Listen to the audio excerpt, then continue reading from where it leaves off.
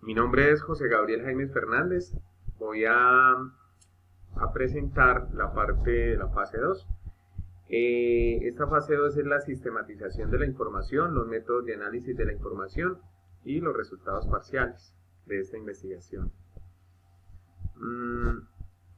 Para esto quiero de todas maneras decir, eh, tengo problemas con el tema de presentación de documento y la imagen, entonces de pronto voy a estar suspendido sobre la imagen en tiempo real mía, pero la voz sí va a estar todo el tiempo. Bueno, voy a iniciar a través de la población y la muestra.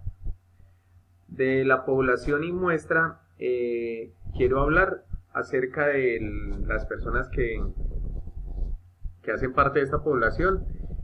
Son docentes de básica primaria, comprendidos en un profesorado que son los grados tercero, cuarto y quinto, y cada uno de nosotros tenemos diferentes áreas a cargo para orientar en estos grados. Bueno, en el instrumento para el desarrollo de la investigación, en la etapa de diagnóstico se utilizó un instrumento de recolección de datos. Se empleó la entrevista con pregunta abierta con el fin de profundizar cada una de ellas y obtener la información concreta y precisa respecto a la inclusión y al uso de las señas colombianas por parte de los docentes. Aquí hago una cita según Lanuas y Fernández en el 2014.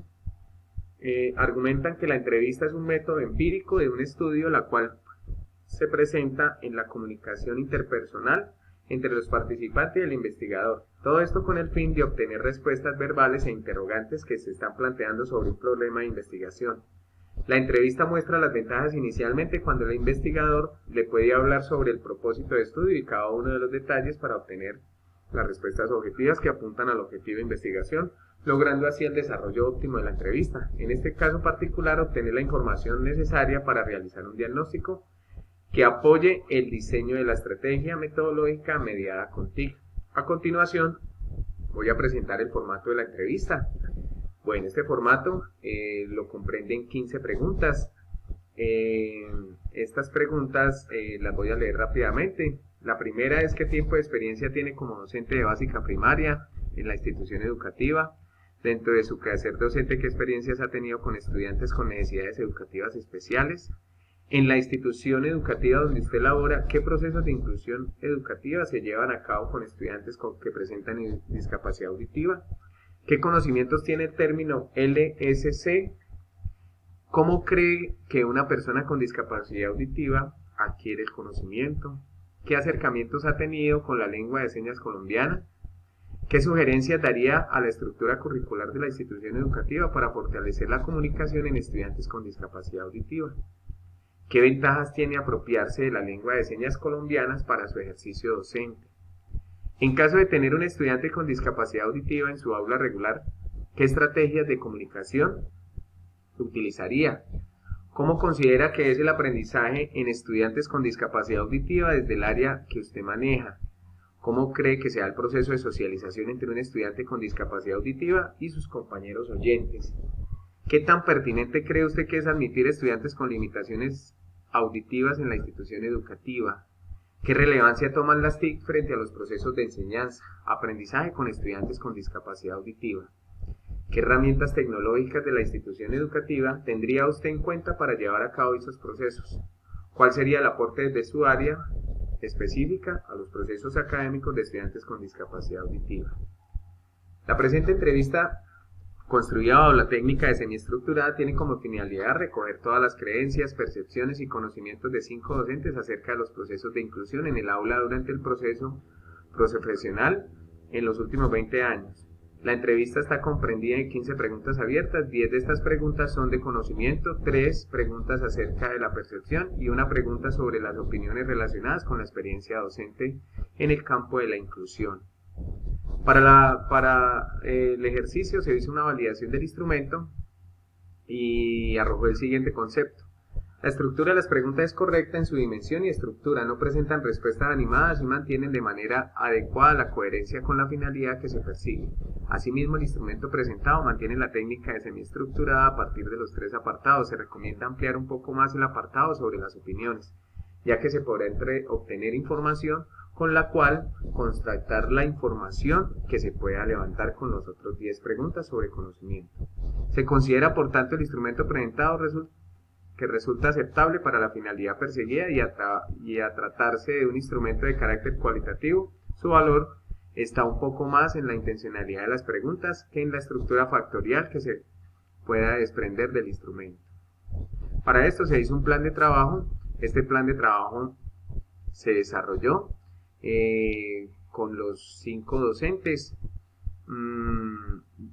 Es importante colocarlo en contexto que yo como investigador tengo el conocimiento de la lengua de señas colombianas y por tanto diseñé de alguna manera las estrategias o las diferentes actividades para poder hacer el ejercicio práctico con estos docentes.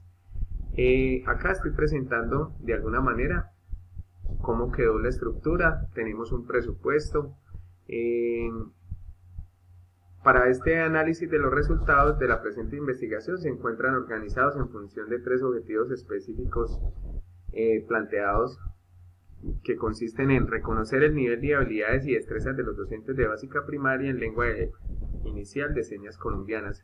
Estos objetivos son los que se presentaron inicialmente en la investigación: diseñar la estrategia metodológica con mediación TIC como apoyo al aprendizaje inicial de la lengua de señas colombiana en los docentes de básica; validar la estrategia metodológica mediada por TIC para la enseñanza de la lengua de señas colombianas. Para abordar el primer objetivo específico, se realizó un análisis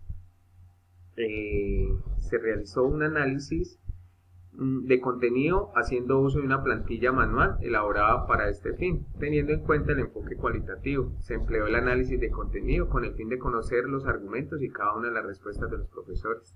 Estos argumentos y reflexiones hacen parte de un discurso verbal a través de la entrevista, por lo que el procedimiento empleado fue la descripción y el análisis textual, y se realizó mediante la técnica de análisis de contenido para Toro y Parra en el 2010.